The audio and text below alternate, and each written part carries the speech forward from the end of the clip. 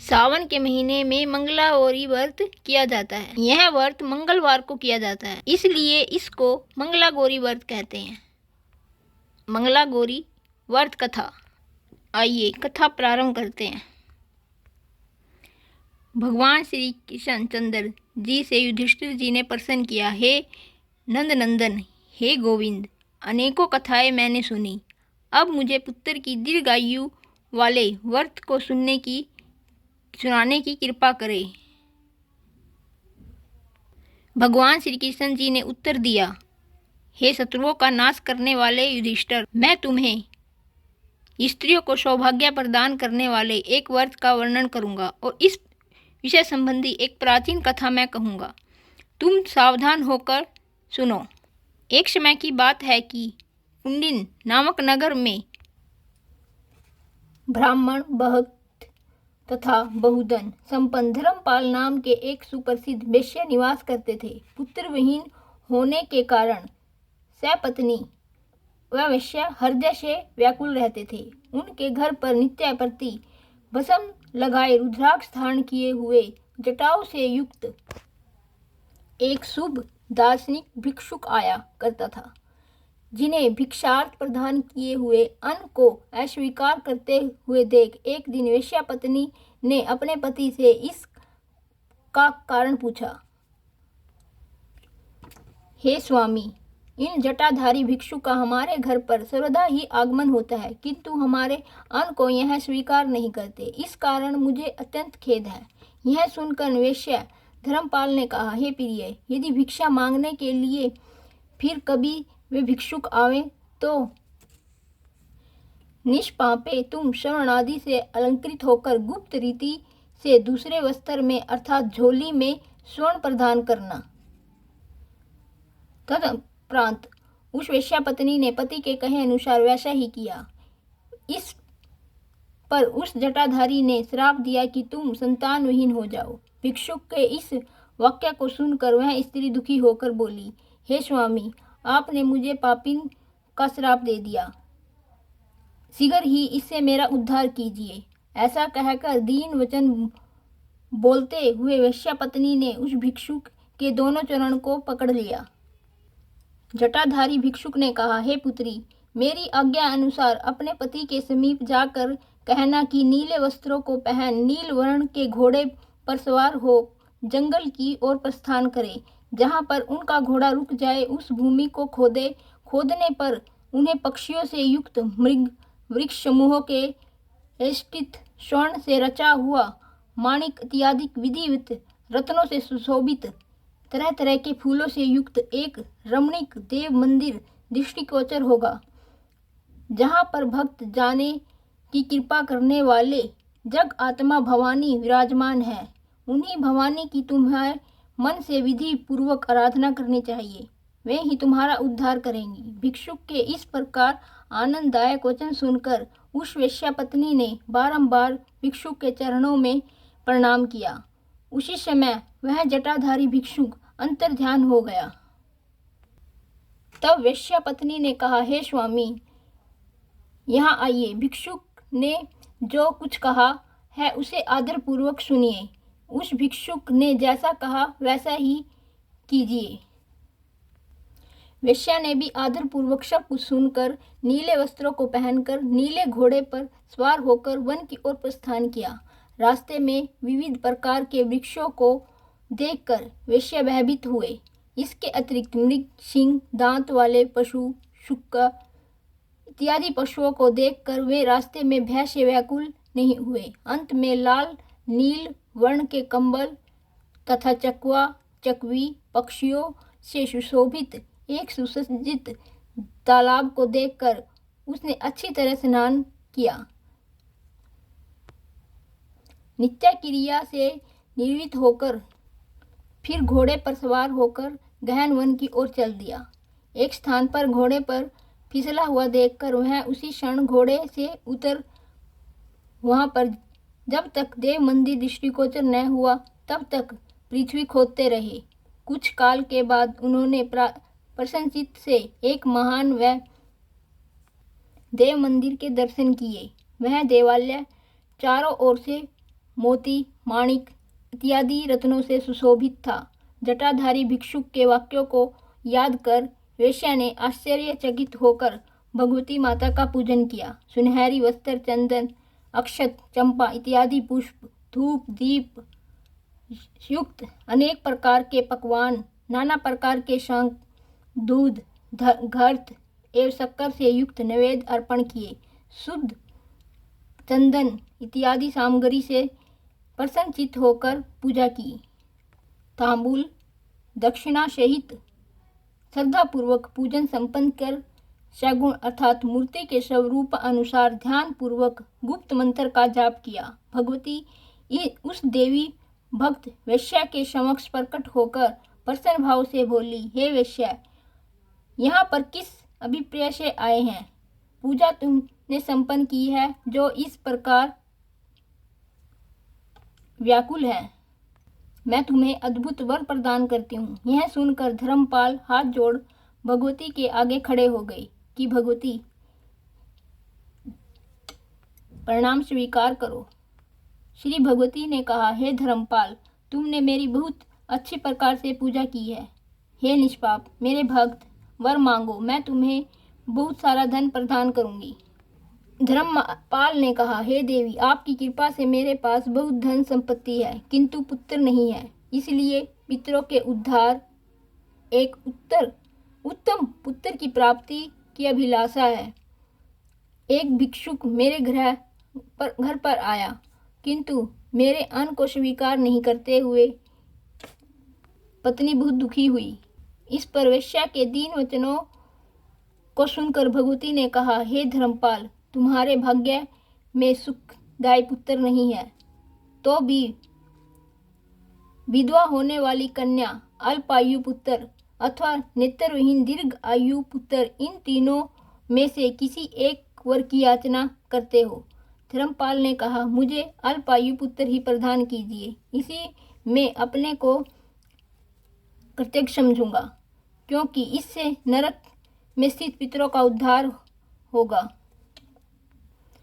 श्री देवी ने कहा, हे बगल में स्थापित श्री गणेश जी की नाभि पर चढ़कर उनके पार्श्व में स्थित चमत्कार पूर्ण आम के फल को लेकर जाओ, अपनी धर्मपत्नी को प्रदान करना, इसे निसंदेह ही उसे पुत्र उत्पन्न होगा। इस प्रकार देवी के वचन को सुनकर वह वेश्या उनके बगल में जाकर गजवंदन की नाभि पर चढ़ने से मोक्ष प्राप्त हुआ। फल को उतार लेने के बाद उसने पुनः दूसरा फल दृष्टिगोचर हुआ। इसी प्रकार बारंबार फल उतारने पर भी उसे एक अन्य फल दिखाई देता रहा। के पश्चात क्रोधित गणपति जी ने धर्मपाल को श्राप दिया कि 16 वर्ष प्राप्त होते ही तुम्हारे पुत्र को सर्प डस लेगा। धर्मपाल अच्छी तरह फल को वस्त्र में बांधकर अपने घर की ओर ले चला। घर पहुंचकर उसने अपनी पत्नी को फल दिया। उस पतिव्रता ने उसे खाया। अपने पति को के सहयोग से गर्भ धारण किया और 9वें मास में पूर्ण होने पर उसने उत्तम पुत्र को जन्म दिया। पिता ने चित्त में संतुष्ट होकर जात कर्म संस्कार किए। 6वें दिन छठी पूजन किया। पिता ने चित्त में संतुष्ट होकर जात कर्म संस्कार किए। 6ठे दिन छठी पूजन किया। 12वें दिन में नामकरण संस्कार किया, उसका शिव नाम रख दिया। 6ठे महीने में अन्न प्रशासन संस्कार किया। 3 वर्ष में मुंडन, 6ठे वर्ष में युधिष्ठिर मुंडन किया। हे युधिष्ठिर, वेश्या ने पुत्र का उपनयन संस्कार कर ब्राह्मण को संतुष्ट किया। जिस विपर ने अज्ञोवित प्रदान किया वह संतुष्ट चित्त हुआ। पुत्र ने जब 10वें मास में प्रवेश किया तब तीव्रता से अपने पति से कहा कि बालक का विवाह भी अच्छे मुहूर्त में कर देना चाहिए। धर्मपाल ने कहा, मैंने संकल्प किया है कि बालक जब काशी धाम में विश्वनाथ का दर्शन कर लौटेगा तब उसका विवाह संस्कार किया जाएगा। ऐसा कहकर उसने साथियों तथा उसके मामा सहित बहुत सा धन देकर पुत्र को काशीपुरी के लिए रवाना कर दिया। मार्ग में सधर्मों पर का आचरण करते हुए प्रतिष्ठापुर में पहुंचे। उस रमणीक नगर में उन्होंने एक कन्या को खेलते हुए देखा। उस कन्या समूह में गौरवर्णा सुशीला नाम की एक कन्या थी। उसका साथ ही किसी सखी को से झगड़ा हो गया। वह उस कन्या को बार बार हे रंडे के आरंभ से संबोधन कर रही थी, अभागे कह रही थी, गाली देने लगी। सुशीला ने कहा, हे सखी, तुमने मुझे व्यर्थ में ही गाली दी, क्योंकि मेरी माता मानवती मंगला गौरी का व्रत का आचरण करती है। उस व्रत के प्रभाव से संपूर्ण संबंधियों तथा प्यारी महिलाएं अजन्म विधवा नहीं होती। फिर उसकी कन्या के विषय में कहना ही क्या, अर्थात वह तो विधवा हो ही नहीं सकती। यह सुनकर वह सखी बोली, हे भामिनी, उस व्रत के प्रभाव से निश्चय ही वर्ण करो कि जिस जिस अर्थ धूप गंध यतर ततर पूजन करने से सुख प्राप्त होता है। उन वाक्यों को सुनकर आश्चर्यचकित नेत्रों से बाल का मामा उसकी हित चिंता करने लगा कि यदि इस कन्या के हाथ में इस बालक के ऊपर अक्षत पड़ जाए तो वह 100 वर्ष की आयु प्राप्त करेगा। आश्चर्यचकित नेत्रों से वह उस सुशीला को देखने लगा। सुशीला के घर की ओर प्रस्थान करके पर उन्होंने भी उसका अनुसरण किया। वह गौरांगी अपने घर में प्रतिष्ठित हुई। उन दोनों व्यक्तियों ने उसके घर के निकट ही एक अच्छे जलाशय के किनारे सुंदर स्थान में डेरा डाला। विवाह का समय प्राप्त जान सुशीला के पिता हरि ने अपनी कन्या के विवाह के लिए चेष्टा आरंभ की।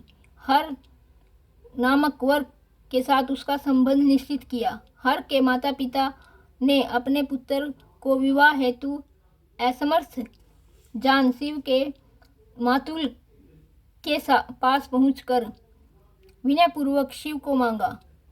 वर के माता पिता ने कहा कि हमारे हर पुत्र का विवाह हरि की शोभना नामक कन्या सुशीला के साथ निश्चित हुआ है, किंतु सुशीला के लिए वह सामर्थ्य मालूम नहीं होता। इसलिए हे श्रीमान, लगन काल के लिए आप कृपा करके शिव को प्रदान कीजिए। लगन के पश्चात हम लोग पुनः शिव को लौटा देंगे। मामा ने कहा कि प्रियभाषी शिव को आप लगन काल में अवश्य ले जाइए। उसके पश्चात मूर्त उपस्थित होने पर शिव का विवाह संपन्न हो गया। उस रात्रि में चक्कर में भी सुशीला के साथ विवाह निश्चय किया। उस रात माता रूप में मंगला गौरी स्वप्न में प्रकट हुई। पतिव्रता सुशीला से कल्याण युक्त वाणी से बोली, हे गौरांगी सुशीले, तुम्हारे पति को डसने के लिए महाभयंकर सर्प उपस्थित है। उठो और उसके समक्ष दूध रखो, एक घड़ा भी उपस्थित करो, वह उसमें प्रवेश कर जाएगा। तब तुम अपनी साड़ी के पल्ले से उसका मुंह बांध देना। प्रातःकाल उठकर वह शोभवायना अपनी माता को दे देना। इस प्रकार श्री मंगला गौरी के वचन सुनकर सुशीला उसी क्षण उठ बोली और अपने आगे फुंकार करते हुए एक भयंकर काले सांप को देखा। श्री गौरी की कथा अनुसार उसने उस कार्य को संपन्न किया। तब निकट सो रहे वर ने सुशीला से कहा कि मुझे अत्यंत क्षुधा लगी है, मुझे भोजनार्थ लड्डू इत्यादि मिष्ठान शीघ्र दो। ऐसा सुनकर सुशीला एक पात्र में लड्डू इत्यादि मिष्ठान ले आई। शिव ने भोजन कर उस पात्र में अपनी अंगूठी रख दी। उसके बाद सुंदर वर ने किसी गुप्त स्थान में अंगूठी सहित उस पात्र को छिपा दिया। सब रहस्य जानने वाले उस शिव ने उसकी कौतुकागर में सुखपूर्वक शयन किया। प्रातःकाल होते ही शिवजी अपने निवास स्थान पर आ गया और सुशीला स्नान आदि शुद्ध होकर वायना अपनी माता को समर्पण कर दिया। माता ने उसके भीतर एक उत्तम मोती का हार देखा। अत्यंत प्रसन्नचित्त हो उसने उस हार अपनी प्रिय कन्या को प्रदान कर दिया। उसके बाद कन्या सुशीला ने चरणों को धोते हुए माता से कहा कि हे जननी, शिव ही मेरे पति हैं। यह सुनकर कन्या के पिता हरि आश्चर्यचकित होकर मंगल दर्शन शिव से पूछा कि हे शिव, क्या आपका कोई चिन्ह यहाँ है तो मुझसे कहो और दिखलाओ। हरि के वचनों को सुनकर शिव प्रसन्नचित्त होकर उनके घर में यह कहते हुए कि मेरा यहाँ पर चिन्ह उपस्थित है, मेरे कमरे में प्रवेश करो। उस पात्र में जिसमें भोजन है, मिष्ठान है, आदरपूर्वक शिव ने लाकर दिखलाया। हरि ने उस पात्र को देखकर कन्या सुशीला को शिव को समर्पित कर दिया। इसके अतिरिक्त वह बहुत धन, वस्त्र, स्वर्ण प्रदान किए। सुशीला को लेकर गरीबों को कन्या वितरण करते हुए उन दोनों ने प्रस्थान किया। श्रावण का महीना होने के बाद मंगला गौरी के दिन सुशीला ने मंगला गौरी का व्रत किया। एक आयोजन की यात्रा करने के बाद उन लोगों ने भोजन किया। सुशीला ने कहा कि श्री गौरी का विसर्जन दीपदान कर हम लोगों को माता पिता के दर्शन के लिए जाना चाहिए। ऐसा कहकर जिस स्थान पर श्री गौरी का आह्वान किया वहां पर सुशीला आई। सुशीला ने उस जगह एक स्वर्ण देवी का मंदिर देखा। सुशीला ने गौरी विसर्जन तथा दीपदान आदि कार्य संपन्न करने के बाद उन दोनों ने माता पिता के दर्शन किए। दर्शन के लिए कुंडिन नगर के निकट पहुंचने पर वहां के निवासी उन्हें देखकर विषय में चकित हो गए। उन लोगों ने उत्कंठित होकर धर्मपाल को जाकर कहा। नगर वासियों ने कहा कि हे धर्मपाल, आपके पुत्र को पत्नी सहित साथियों सहित हम लोग अभी अभी आते हुए देख रहे हैं और वो लोग इधर ही आ रहे हैं। जब तक नागरिक ऐसा कह ही रहे थे कि वह घर पहुंच गए। माता पिता के प्रिय शिव ने उनके चरणों में प्रणाम किया। मामा ने अपनी बहन एवं धर्मपाल को नमस्कार किया। सुशीला ने भी अपने सास ससुर के चरणों में सिर नवाया। सास ने सुशीला से पूछा, हे सुशीले, हे कमल लोचन, जिस व्रत के प्रभाव से मेरे पुत्र को दीर्घायु हुई उस व्रत को कहो। सुशीला ने कहा, हे सासू जी, मैं तो व्रत नहीं जानती थी।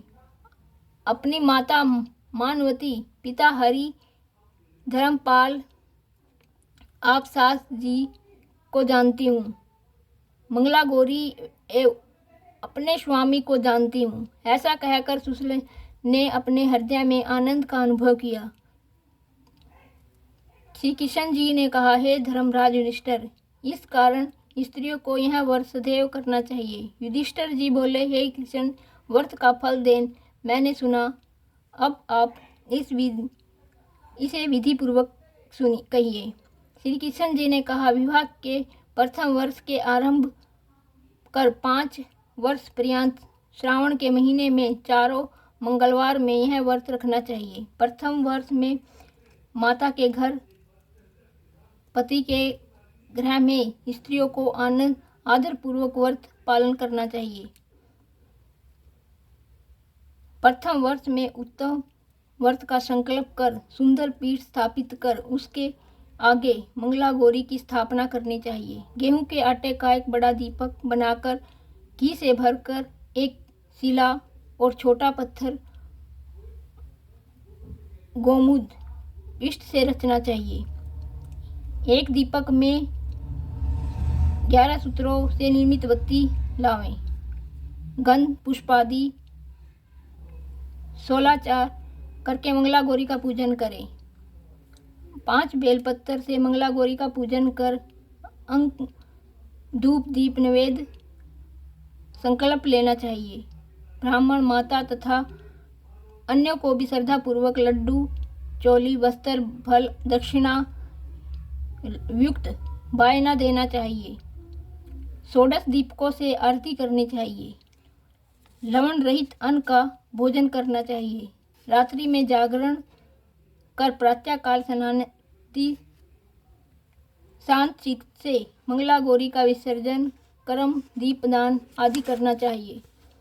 पति की दीर्घ आयु की अभिलाषा करने वाली स्त्रियों को इस प्रकार 5 वर्षों तक यह व्रत करना चाहिए। युधिष्ठिर जी बोले, हे केशव, इस व्रत राज से उद्यापन की विधि वर्णन कीजिए, क्योंकि बिना उद्यापन के व्रत निष्फल रहता है। श्री कृष्ण जी ने कहा, पंचम वर्ष प्राप्त होने पर शुभदायक उद्यापन करना चाहिए। श्रावण मास में मंगलवार के दिन व्रत करने का विचार कर प्रातःकाल उठकर स्नान आदि से निर्वृत्त होकर उद्यापन हेतु संकल्प करे। वेद वेदांग से ज्ञाता आचार्य को वर्ण करो। 4 केले के स्तंभ, द्वार युक्त घंटा, चम युक्त मंडप निर्माण करके बीच में पंच वर्णायुक्त चंदन लगाए। मंडन के बीच में चतुर्थ वेदी निर्माण करें। चांदी की बड़ी शिला, स्वर्ण का निर्माण करें। उस वेदी पर पंचरंगों से मंडप की रचना करें। उसके ऊपर एक मन में शेर धन की स्थापना करें। चांदी अथवा ताम्र के कलश की विधि पूर्वक स्थापना करें। पंचरत्न आदि पदार्थों से कलश स्थापना करें। स्वर्ण की गौरी प्रतिमा बनवाकर कलश पर स्थापित करें। डमरू की आकृति के आटे के दीपक बनाकर 16 तंदुओं के दीपक जल में जलावें। आरती में चांदी का दीपक स्वर्ण की भांति रखकर अर्पण करें। रात्रि में कथा करें, जागरण करें। प्रातःकाल अग्नि स्थापन कर तिल अक्षत निर्मित गौरी के मंत्रों का आह्वान करें।